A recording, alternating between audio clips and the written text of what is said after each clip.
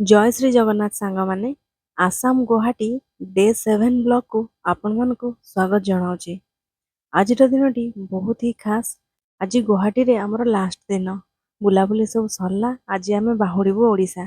ता पूर्व सकाल 6टार उठी आम मैंने कुआड़े जाऊँ चलतु देखा। आम आसी पहुँच जाइए ब्रह्मपुत्र घाट रे।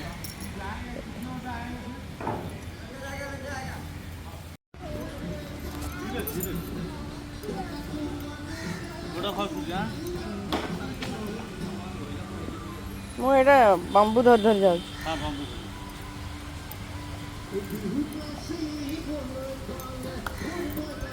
देखिकी जा भाज। जय श्री जगन्नाथ। जय जगन्नाथ। ए धीरे एमती कौन जाऊच?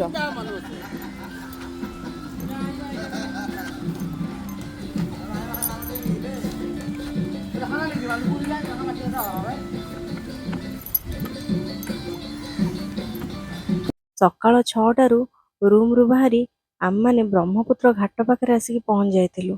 कारण आम मान को जीवार अच्छी बाबा उमानंद भैरव टेम्पल, जोटा कि ब्रह्मपुत्र नदी भितर थिबा एक दीपपुंजरे अच्छी, जोठी की जीवा पई बोट रे जीवाकू पड़े। सेथिपई आम माने आसिक पहुँच जाइलु ब्रह्मपुत्र घाट पाखे, जोठु की उमानंद भैरव मंदिर को बोट जाए। सबुदिन सकाळ 7टारू ही स्टार्ट हो जाए ट्रिप। सेथिपई आम माने भाबिथिलु जल्दी जाइए जल्दी पळेई आसिबु, कारण आज आमर ट्रेन 2टारे अच्छी। जल्दी जाए जल्दी पळेई आसिले पुणी पैकिंग फैकिंग भी अच्छी, बहुत दुनिया काम। सेथिपई आम एते भोर बाहर जाइछु प्रथम बोट्रे जमी आमे मैंने जीवु बाबा को दर्शन करने। सतकू सत सेया है। प्रथमे आम मैंने ही जाकि पहुँच जाइलु घाट पाखे। तापर बोट्रे भी आम मैंने जाकि प्रथमे बसीगलु। बोट किसी समय वेट कला, अलग सब पैसेंजर मैंने भी बसिले। तापर आमे बाहर थिलु बाबा उमानंद भैरव मंदिर अभिमुखे। ब्रह्मपुत्र नदीटा तो बहुत बड़ ना, बहुत बड़ को बहुत गभीर भी। एठी सीप भी चले, क्रूज भी चले, बोट भी चले, जेते प्रकार वाटर स्पोर्ट्स व्हीकल सब एठी ही चले।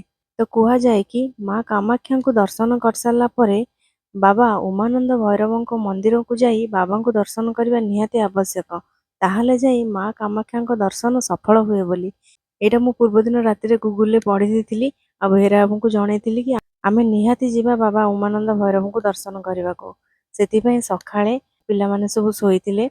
भाउज मु भेरा बाबू कुटुलू को धरिकी आम माने पळे आस्तिलु 3 जण बाबा को दर्शन करने पाई। तो ये आम मैंने जाऊँ बाबा को दर्शन करने। ब्रह्मपुत्र घाट ठारू बाबा मंदिर 10-15 मिनट रास्ता। यहीटा हूँ से आइलैंड जोठी की बाबा उमानंद भैरव अच्छा। चलतु जीवा मंदिर भितर को। ब्रह्मपुत्र घाट रे एबे जीवु उमानंद मंदिर। आम इधर बसी जाए।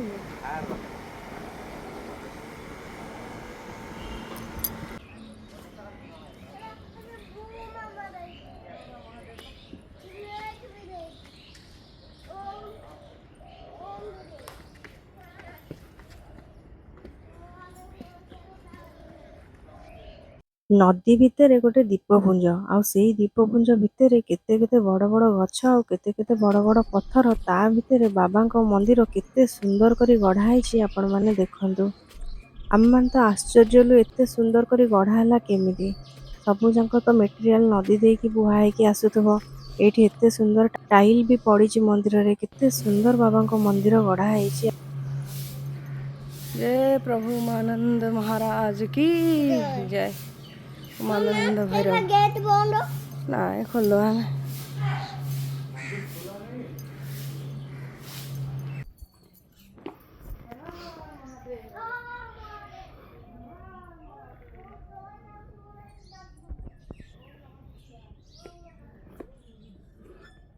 जेहेतु दीपपुंज भितर बाबा मंदिर आमे गला बेलू कबाट बंद थिला मंदिर बाबा पूजा चलता। तापर किछि समय आमे मंदिर परिक्रमा करदेलु, पार्श्व देवादेवी को भी दर्शन करदेलु। तापर आमे जाइथिलु बाबा को दर्शन करबा पई।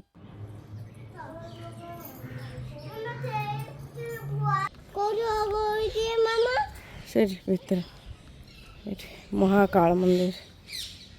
महाकाल नम जागड़ू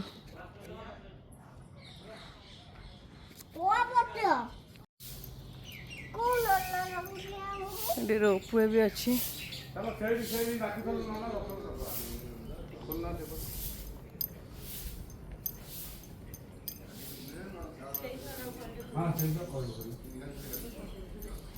ଆସ हर हर महादेव जय प्रभु उमानंद भैरव की जय।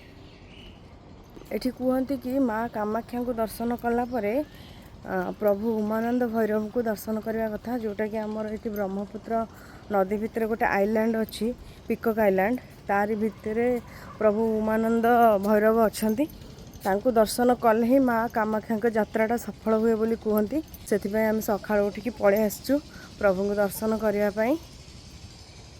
यहाँ हूँ प्रभु उमानंद भैरव मंदिर।